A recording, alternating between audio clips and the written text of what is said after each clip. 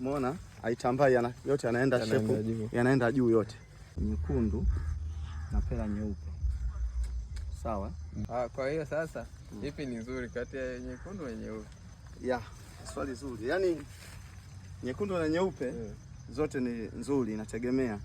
Zipo nyekundu ndogo na zipo nyekundu kubwa, giant. Na hizi nyeupe nazo zipo ndogo na kubwa.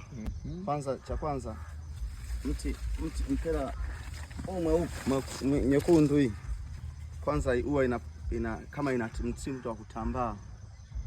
Umeona? Zinavyokaa nani zake, maotea yake yanakuwa kama yanatambaa.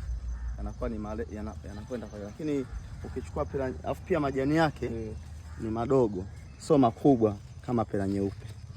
Umeona? Madogo, yani kwanza ni membamba, shape yake, afu pia yani kama anatambaa. Lakini ukichukua mpira nyeupe, hii nyeupe, umeona hii nyeupe? Umeona? Haitambai, yote yanaenda shepu, yanaenda juu yote. Sawa, afu kingine majani yake ni mapana. Afu kiangalia hizi veins zake hizi. Zimekaa yani random. Umeona hizi? Yani zipo random. Lakini hizi hapa hizi zimenyooka. Zimenyooka, umeona? Hizi zimenyooka. Lakini hizi hapa zipo random.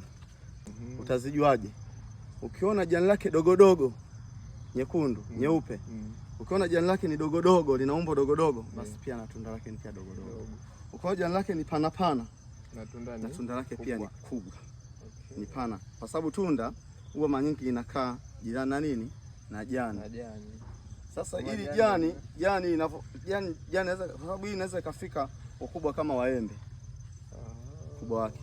Lakini hili hapa hili tunda lake linaning'inia. Kwa hiyo hii tuipe muda gani ianze kutoa matunda? Hapa hivi sasa hivi hapa ilivyo bado kama miezi 6 anaweza ikatoa matunda. Miezi 6 tu.